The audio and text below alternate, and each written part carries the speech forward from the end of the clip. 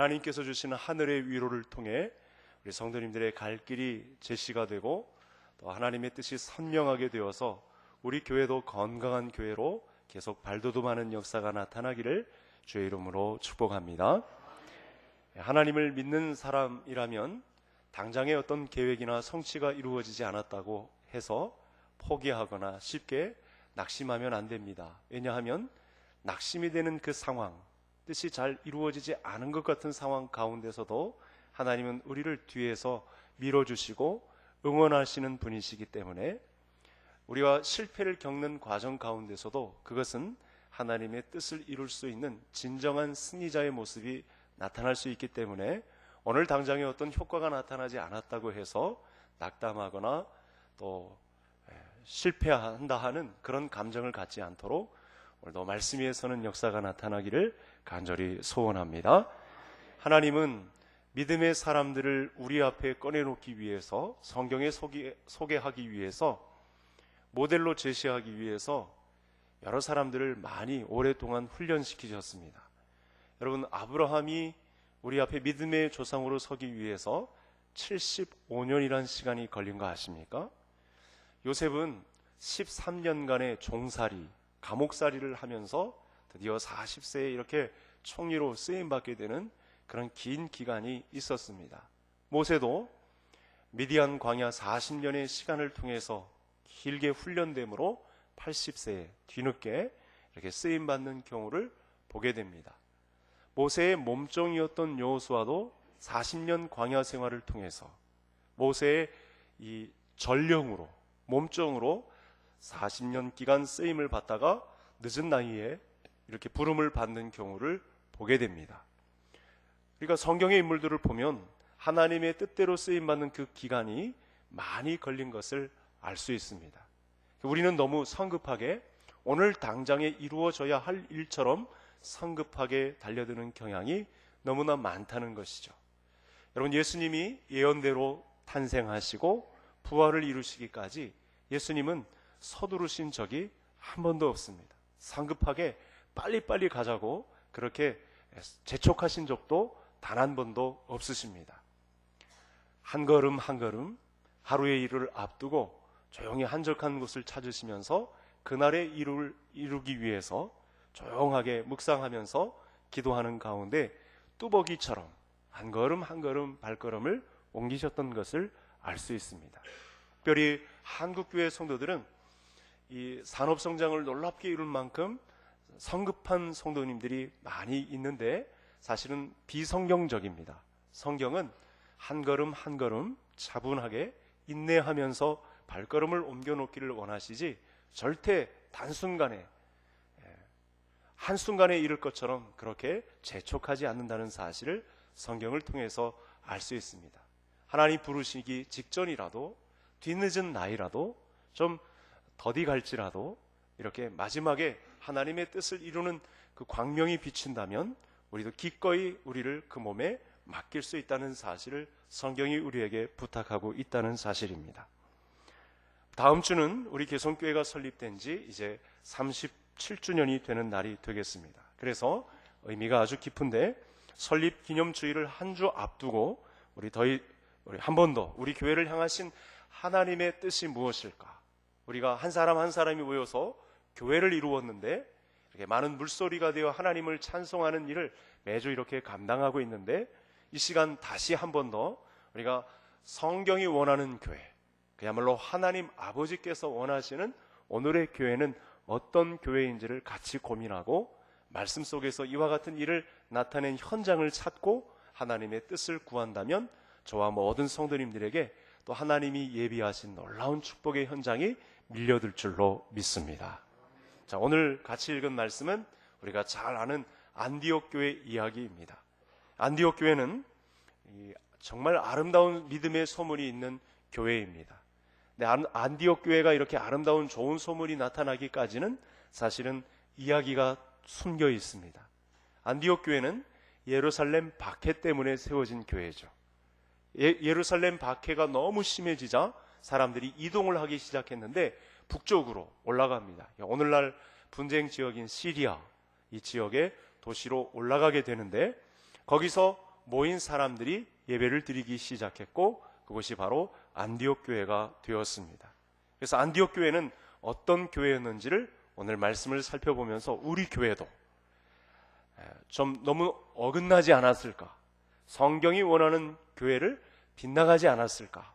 하나님의 말씀을 살펴보면서 다시 바로잡고 하나님의 뜻대로 교회를 감당해내는, 교회의 사역을 이루어내는 그런 역사가 있기를 바라는 것입니다. 우리 화면을 보시고 우리 1절 말씀을 다 같이 읽으면서 주의 뜻을 발견하도록 하겠습니다. 안디옥 교회에 선지자들과 교사들이 있으니 곧 바나바와 니게르라 하는 시몬과 구레네 사람 루기오와 분봉왕 헤롯의 젖동생 마나인과 및 사울이라. 지금 1절에 소개되는 사람들은 이 핍박을 피해서 모인 이방인 최초의 교회, 이 안디옥 교회의 선지자들과 교사들, 그러니까 지도자급에 해당하는 사람들이 소개되고 있습니다. 그러니까 이들의 면면을 살펴보면 안디옥 교회 구성원들이 어떤 사람들인지를 잘 알 수 있는 거죠. 그분들의 대표로 뽑혔으니까요. 5분이 등장을 하고 있는데 선지자들과 교사의 직책을 맡고 있는 지도자급에 해당하는 사람들인데 이들의 대표들로 5분이 지금 소개되고 있다는 사실입니다. 이 이름들을 살펴보면 또 이분들의 그 간략한 설명을 살펴보면 안디옥 교회가 어떤 특징을 갖고 있는지도 알 수 있는 것이죠. 첫 번째 사람은 이 바나바라고 하는 사람입니다. 이미 아시아 지역에서 사도의 역할을 아주 중심으로 감당해냈던, 겸손하기가 그지없었던 아시아 지역의 최초 또 지도자가 되겠습니다. 바나바 때문에 사실은 사울이 변하여 바울이 되는 그런 과정 속에 아주 중요한 역할을 감당했던 분이고, 사울보다 바울보다는 몇 배나 더 뛰어난 지도력을 갖고 있었음에도 불구하고 자기의 모든 통치 이양권을 다 사울에게 넘기는 그런 아주 겸손한 지도자였던 것을 알 수 있습니다. 두 번째 등장하는 이 니게르라 하는 시몬. 니게르라는 말은 성경상에서도 실제로 흑인, 이렇게 단어 뜻풀이가 되어 있습니다. 그러니까 시몬은 흑인입니다. 아프리카 성도입니다.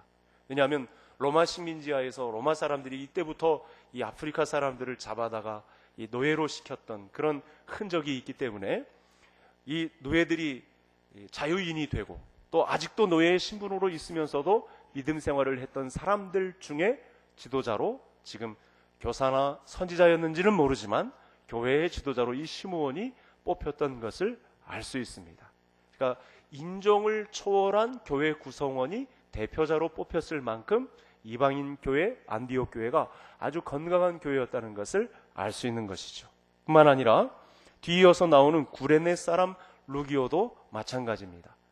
구레네 지역은 북아프리카 지역입니다. 지금의 알제리, 튀니지, 리비아 이쪽 북쪽 지역에 해당하는 아프리카 지역입니다. 구레네 시몬도 있죠. 예수님의 십자가를 대신 지었던 이 구레네 지역의 루기오라 하는 사람도 안디옥 교회의 중요 인물입니다. 그러니까 이 사람도 아프리카 사람이고 저 밑에 수단, 이디오피아 이쪽 지역과는 다른 피부색을 가지고 있기도 하지만 이 사람도 역시 아프리카 인종입니다. 또 네 번째 등장하는 사람은 참 특별한 이력인데 분봉왕 헤롯의 젖동생 마나엔. 그러니까 헤롯 왕가에 있었던 사람이니까 귀족 출신입니다.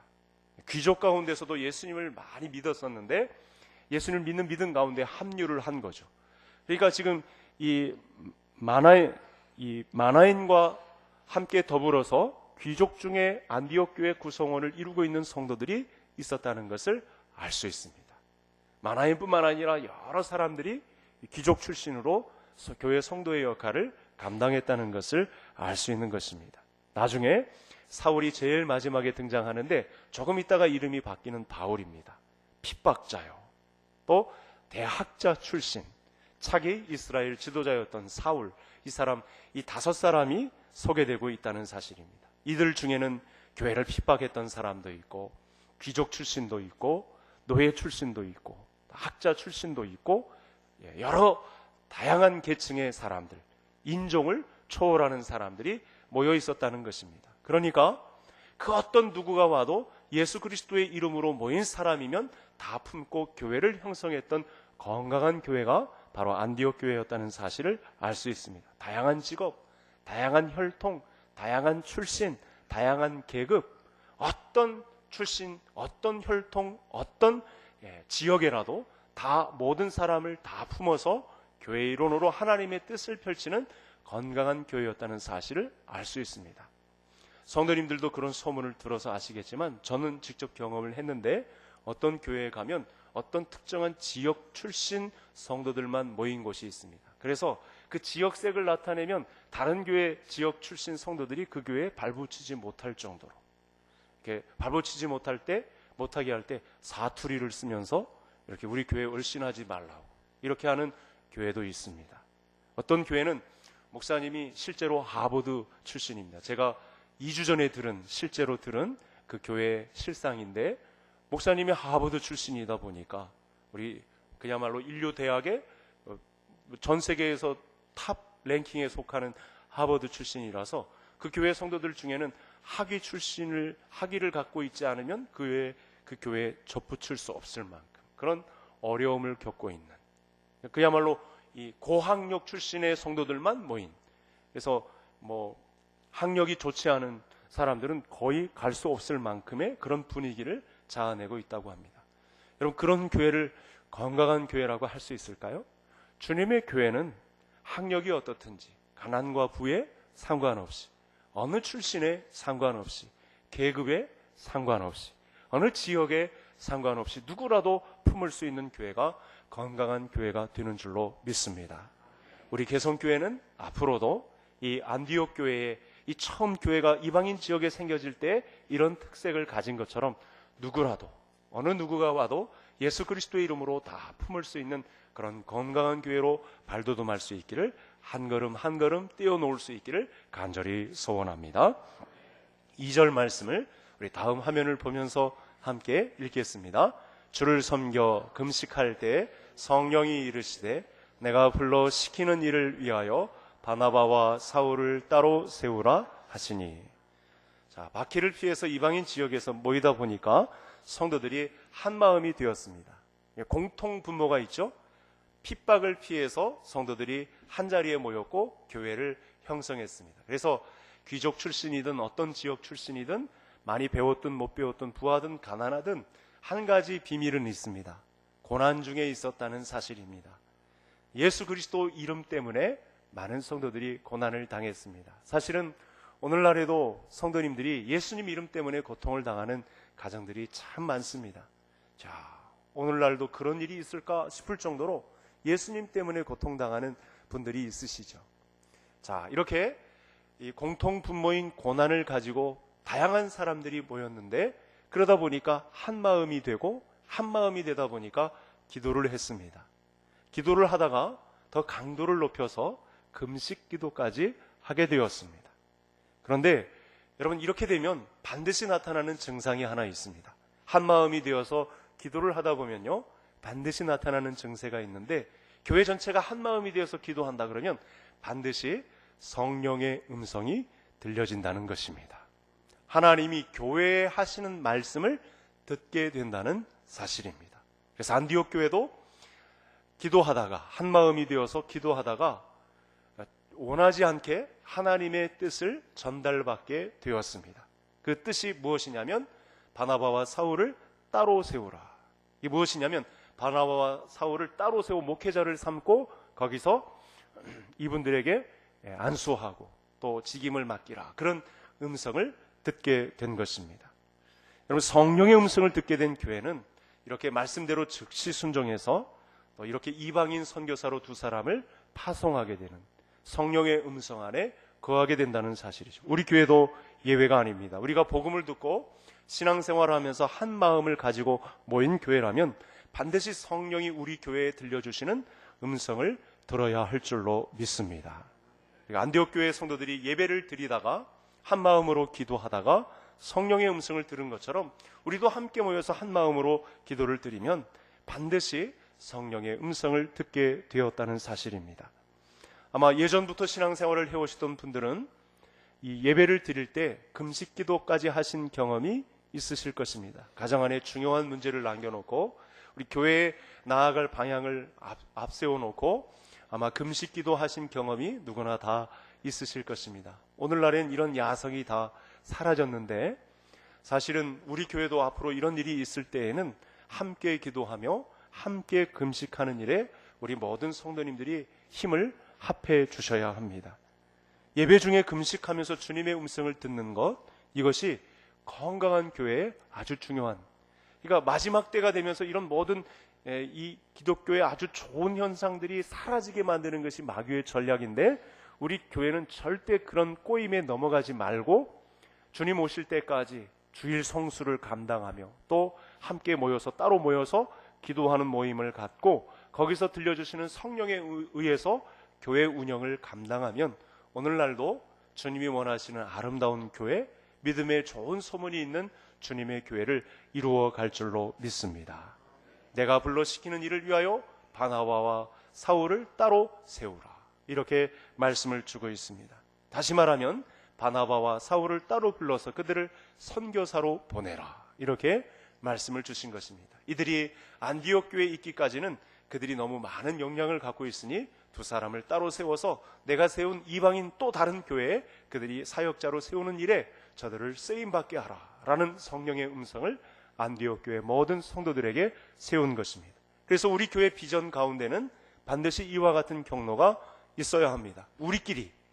우리끼리만의 리그로 만족하는 것이 아니고 사실은 우리 교회에 나아가야 할 방향도 오늘 이 안디옥 교회에 주신 성령의 음성과 똑같이 닮아 있습니다. 우리 교회도 여기만 머물러 있는 것이 아니라 하나님의 사역자들을 따로 세워서 또 다른 교회를 개척해 나갈 수 있도록 복음 없는 곳에 복음을 전파하게 만들어서 하나님의 나라가 확장되는 곳에 쓰임받는 그 교회가 바로 건강한 교회인 것을 알 수 있습니다. 여러분, 우리가 잘 아는 대로 사도행전 16장에 파송되어서 이제 아시아에서 선교를 잘 감당하고 있던 바울에게 바울은 어떤 마음을 품고 있었냐면 하나님, 제가 이 아시아에서 복음을 잘 전해서 선교 사역을 잘 감당하겠습니다, 이런 마음을 품고 있었는데 밤의 환상 중에 마게도냐 사람이 나타나서 건너와서 우리를 도우라 하는 음성을 또 듣게 됩니다. 바울이 기도할 뿐만 아니라 안디옥 저 먼 곳에서 또 기도의 한 포를 쏘아 올리니까 바울도 음성을 듣게 되고 아시아에 머물러 있지 말고 유럽으로 건너가라, 이렇게 말씀하시는 성령의 음성을 듣게 되었던 것입니다. 그러니까 안디옥 교회는 사람의 말에 가까운 것이 아니고 성령의 음성에 가까운 교회 운영을 감당했다는 사실입니다. 그래서 바울이 성령의 음성을 듣는 귀가 열리지 않았다면요, 사실은 오늘날 우리에게도 복음이 전달되지 않았던 거죠. 아시아에만 한정된 것이 아니고 건너가서 유럽에 이르고 유럽에서 전달된 복음이 다시 아시아로 돌아오게 되는 이 경로를 통해서 하나님은 전 세계의 복음화를 이루시기를 뜻하셨던 것입니다. 오늘날 우리가 성령의 음성에 민감하기 위해서 사실은 그래서 우리도 기도 모임을 활성화해야 합니다. 우리 성도님들이 성도라면 책임을 가지고 교회에 합심하여 기도하는 일에 만민이 기도하는 집에서 기도의 힘을 모아주는 성도님들이 되셔야 합니다. 교회는 교회의 본래의 모습으로 돌아가야 건강합니다. 이 본래의 모습으로 돌아가고자 하는 개혁의 의지가 없으면 교회는 망합니다. 세상보다 더한 원수의 공동체로 전락할 수 있습니다. 그래서 이제 37주년 기념주일을 한 주 앞두고 우리가 우리의 온매무새를 다지고 우리 교회는 과연 주님의 뜻대로 교회다움을 향하여 전진하고 있는가를 점검해 보자는 것입니다. 그래 하나님의 음성을 듣고 하나님의 뜻을 이루는 교회가 되고 가정이 되고 나라가 민족이 되는 줄로 믿습니다. 마지막으로 3절을 같이 함께 또 읽겠습니다. 하나 넘겨주시고 같이 읽겠습니다. 이에 금식하며 기도하고 두 사람에게 안수하여 보내니라. 안디옥 교회는 성령의 음성을 듣자마자 바나바와 사울을 바로 파송하게 됩니다. 한마음으로 금식하고 또 기도하는 가운데 이 선교 절차를 밟는, 실제로 하나님의 음성을 듣고 그대로 순종하는 역사가 이 안디옥 교회에 나타난 것입니다. 아주 중요합니다. 여러분, 어떤 면에서 중요하냐면요, 오늘날에도 성령이 성도님들에게 다 함께 주신 공통 부모가 있음에도 불구하고 그 말씀 그대로 움직이지 않는 성도들이 너무나 많다는 것입니다. 가족 단위로, 구역 단위로, 또 공동체 단위로 우리 교회 전체에게 주신 성령의 음성이 있음에도 불구하고 그 말씀 그 뜻대로 살아가지 않는 사람들이 의외로 많다는 것입니다. 우선은 오늘 말씀 주신 대로 기도의 자리에 없는 분들이 너무나 많습니다. 저는 평상시 이런 말씀을 드리기가 쉽지 않습니다. 그런데 성령의 음성이 분명히 기도하라고 하시는데 기도의 현장에 없는 분들이 너무나 많으세요. 그래서 오늘 이 말씀만 가지고도 우리 성도님들 가운데 회개 운동이 일어나셔야 합니다. 교회는 기도하는, 만민이 기도하는 곳으로 성령의 뜻에 민감하여 마지막 때에 부르신 사명이 무엇인가를 이 옷매무새를 다지며 감당하기에도 부족한 때인데 우리의 안위와 연락을 위해서, 육체의 정욕을 위해서 혹시 이 기도하는 시간을 맞바꾸고 있지 않은가, 오늘 시간을 통해서 다시 한번 점검이 이루어지셔야 합니다. 여러분, 우리가 베트남에 파송 선교사님을 보냈습니다. 여러분, 기적 같은 일입니다. 우리 교회가 파송 선교사를 보냈다는 것은요, 우리 한국교회 선교 통계상으로도 우리와 같은 이 사이즈 규모의 파송 선교사님을 보낸다는 것은 정말 대단하고 기적 같은 일입니다. 이 일이 왜 이루어졌죠? 성령의 음성에 민감하게 반응했기 때문에 성도님들이 이런 위대한 일을 이루셨거든요. 그런데 기도하지 않는다? 그냥 내던지고 선교사님 알아서 하시라고 그러고 기도도 안 하고 기도에 한 포도 쏘아 올리지 않고 선교사님이 책임져라, 나중에 책임 묻고, 이런 일을 할 수 있습니까? 안 되죠. 절대로 안 됩니다. 보내셨으면 계속해서 기도의 한 포를 쏘아 올려주셔야 돼요. 그래서 사도행전 16장에 있었던 마게도니아 사람이 나타나서 나를 건너와서 도우라 하시는 이런 음성을 우리 박용성 선교사님도 들을 수 있도록, 필리핀에 협력 선교하시는 탁진선 선교사님도 들을 수 있도록, 개척교회 4곳의 도시개척 선교를 감당하는 그 목사님들이 성령의 음성을 들을 수 있도록 기도의 한 포를 자꾸 쏘아 올리셔야 한다는 것이 우리 교회를 건강하게 하는 비밀이라는 사실입니다. 객관적으로 보아도, 담임 목사가 보아도 기도의 현장을 지키시는 직분자들이 너무 없어요.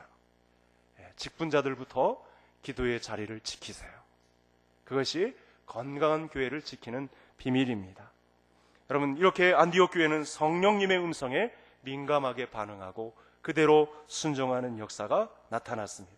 바울과 바나바도 즉시로 순종하고 이방 나라로 떠나게 됩니다. 수없이 많은 개척교회를 세우고 또 그 교회를 세웠으면 사역자를 세우고 또 다른 곳으로 이동합니다.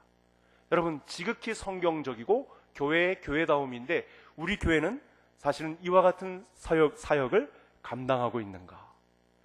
37살에 점검을 해보자는 것이죠.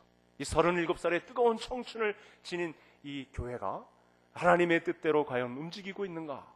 성령의 음성에 민감하게 말씀 그대로 순종하는 교회임을 나타내는 교회로 다시 한번 역사를 써내려 가자는 도전입니다. 이렇게 안디옥 교회는 세계 정세가 불안정한 가운데도 불구하고 또 여러분, 이런 가운데서도 엄청난 불신이 나타날 수 있죠. 우리도 쫓기는 나그네인데, 우리가 이렇게 노예 신분을 갖고 있는 형편없는 존재들인데 무슨 돈에 선교사 둘을 파송할 수 있겠습니까? 이런 반대급부에 몰릴 수 있습니다. 나 먹고 살기도 힘든데 무슨 선교사를 파송하고 저들을 보낸단 말입니까? 이런 불신에 휩싸일 수 있었던 위험이 있었던 때였습니다. 그런데 기도하고 금식하며 뜻을 맞추자 하나님께서 성령을 통해서 음성을 들려주시고 그 어려운 때에도 2000년 전 로마 식민 통치 아래서도 치안이 어렵고 안전이 보장되지 않았던 그때에도 교회의 교회다움을 나타냈던 교회 안디옥 교회였다는 사실입니다. 우리 교회는 37주년을 맞이하여 말씀을 통해 어떤 교회가 되어야 하는지 성령께서 우리 교회에 나아갈 방향을 일러주시는 대로 우리 성도님들이 모든 힘을 합하여 마음을 합해주시는 은혜가 있기를 간절히 소원합니다. 아마 오늘 참석하신 성도님들 중에 어렸을 때 이 유럽에 또 미국 교회에 원조를 받지 않은 분들이 아마 없으실 것입니다. 저도 초등학교 초기에 이렇게 그 원조에 의해서 제가 도움을 받았던 기억이 있습니다. 보릿고개를 넘을 때 밀가루를 제공해 주어서, 우유를 제공해 주어서 저도 그런 혜택을 받았었습니다. 여러분, 그때 가장 많이 움직인 현장이 어딘 줄 아십니까? 미국 교회입니다. 미국 교회들이 없는 가운데서도 그 경제 공황을 겪으면서도 우리 민족을 위해서, 선교를 위해서 아낌없이 주머니를 털어서 선교하게 되므로 선교사님들을 통해서 이렇게 원조를 받고 우리가 이 기아 아사 상태를 벗어나는 하나님의 축복을 받게 되었습니다. 1886년 저 제물포항에 언더우드 선교사님, 우리 장로교 선교사님이 언더우드 선교사님, 감리교 선교사님인 아펜젤로 선교사님이 입항하게 되므로 우리 민족이 인천 지역을 중심으로 이렇게 복음이 전파되고 하나님의 은혜로 살아나게 되는, 그야말로 아사 직전에, 죽음 직전에 하나님의 은혜의 빛을 받고 또 산업화를 겪으면서 그 전에 미국 교회들의 이 아낌없는 후원을 통해서 우리가 원조를 받고 이렇게 대한민국 부국 강성을 누리는 놀라운 은혜가 있었다는 사실입니다.